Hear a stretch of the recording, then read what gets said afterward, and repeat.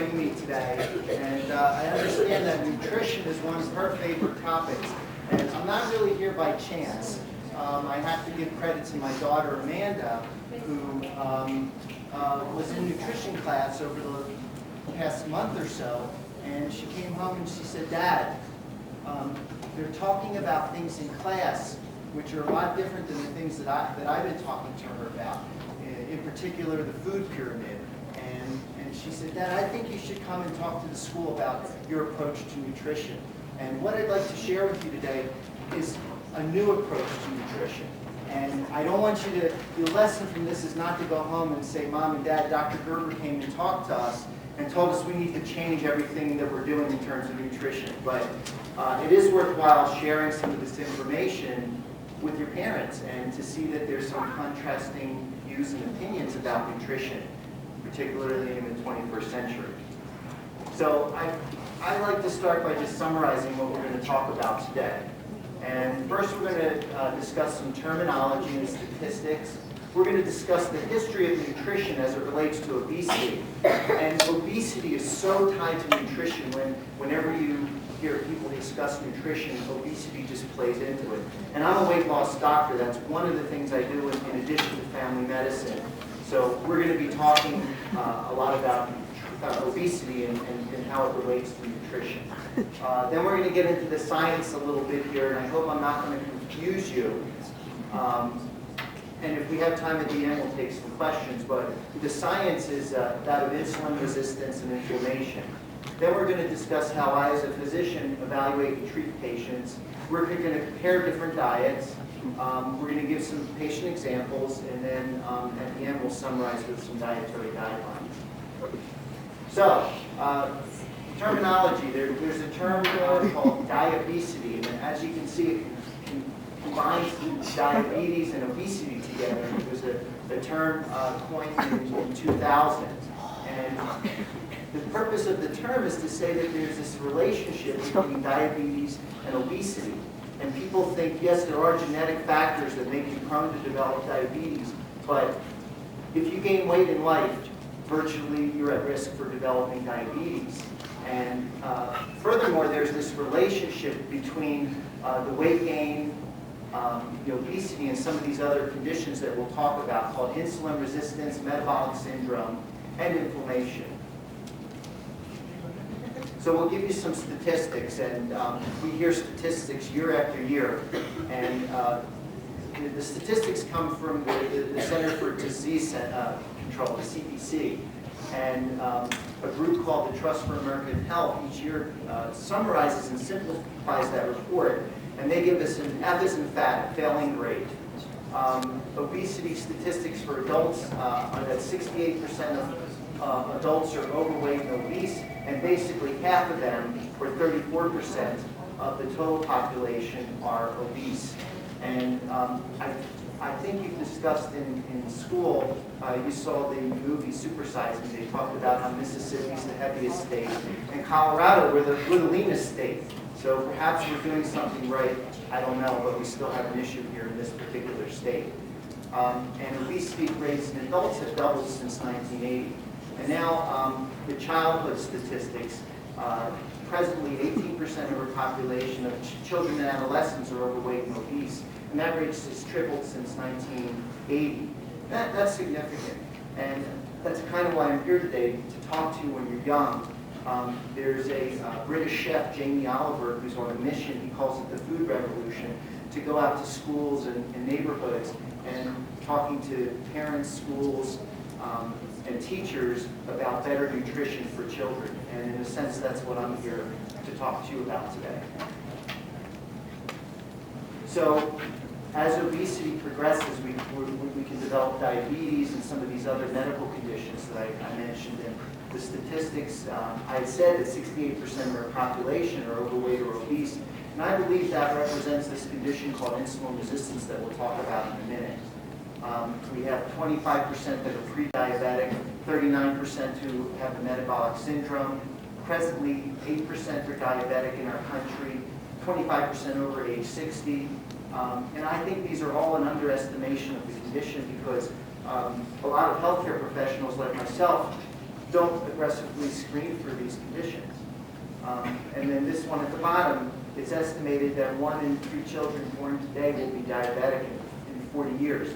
So if we're saying there's 8% diabetic today, in 40, by the time you guys are 40 or less, 33% of you will be diabetic unless we do something about it.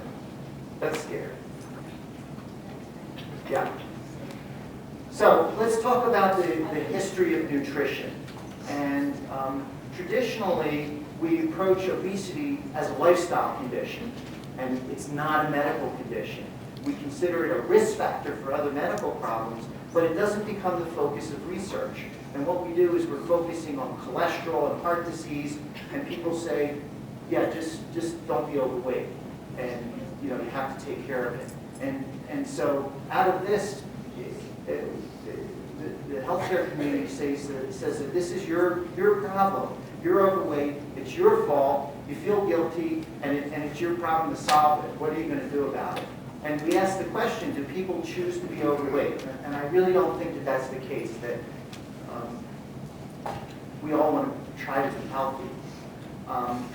Then we developed the billion-dollar weight loss industry in the 1960s. I'm sure you've all heard about Weight Watchers.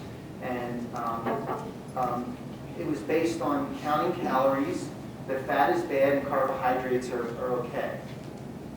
And also we get these medical weight loss clinics, of which I am not a medical weight loss clinic. But they're rapid weight loss solutions where they basically restrict calories, and patients lose weight on the short term.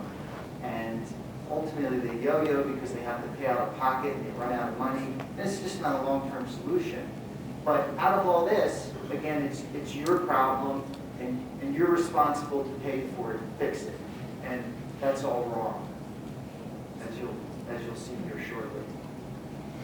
So when we look at nutritional guidelines historically, we think of the USDA, the United States Department of Agriculture. And they are in charge of selling food. And I would also tell you that they're trying to sell us nutritional guidelines. Okay? And we have to pick a point to kind of start with the history. And basically, after World War II is a good point. And so we have the USDA that comes up with guidelines. We have other government agencies that really have to follow the guidelines of the USDA. And so in 1943, when I wasn't alive back then, but it starts with the 7 basic food groups. I remember learning about that early on. And then in 1958, we had a scientist, actually was born in Colorado Springs, Ansel Keys. He comes up with this study called the 7-country study. And it came up with a lipid hypothesis. And the hypothesis there was that if you eat fat, it's going to raise your cholesterol and it's going to cause heart disease. And that has been the basic principle of nutrition and health for the past 50 to 60 years. And we've been stuck on the lipid hypothesis. There's one problem with his research. 15 years. It was a 7-country study. He threw out the other countries. There were actually 22 countries in the study.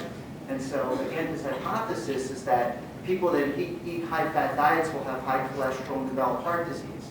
Well, he left out countries that had high-fat diets and low incidence of heart disease, and he left out countries that had low-fat diets and high incidence of heart disease. And so it's basically bad science along the way, but somehow it was a snowball effect, and he's convinced everybody for 50 years that this was science.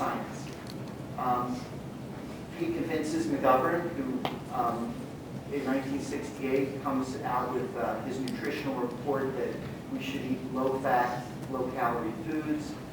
Then we come up with official dietary guidelines in 1980 where we, again, decrease fat, increase carbohydrates, and they get rid of saturated fat in their diet and tell us that we should eat manufactured vegetable oils, that now vegetable oil is healthy for us.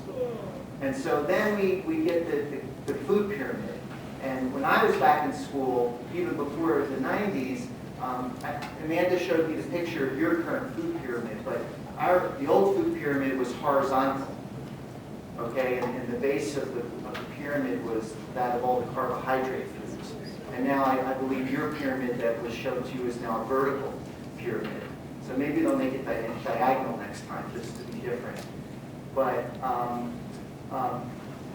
what I can say is that they are trying to change the pyramid and make it better, and it's going in the right direction. But as far as I'm concerned, it's still not quite there, it's missing the mark. But based on the pyramid and the guidelines, these are the guiding principles that you've learned about in school in the past month, and that we're all supposed to discuss with our patients. But again, I think it misses the mark. And the basic principles are that if we eat saturated fat, we're going to get fat. Saturated fat raises your cholesterol and it leads to heart disease. We should eat less and exercise more, and that's called the first law of thermodynamics. And the one point that they miss with this principle is that we're biologic systems, and we have hormones that regulate the food energy that we consume. So it's not just about a calorie in and about a calorie out. It's about how those calories affect the hormones and our metabolism. And we're going to talk about that. And so this is the science of the time for 60 years. And what I would like to suggest is that these are the wrong tools to help people lose weight and to stay healthy. Or at least they're not quite there yet. So then we have the health insurance industry. And basically, the health insurance industry is governed by Medicare and Medicaid, and they basically set guidelines for the entire healthcare industry. And I'm a doctor in the healthcare industry. And initially they say that this healthcare system is only going to pay for illness and disease.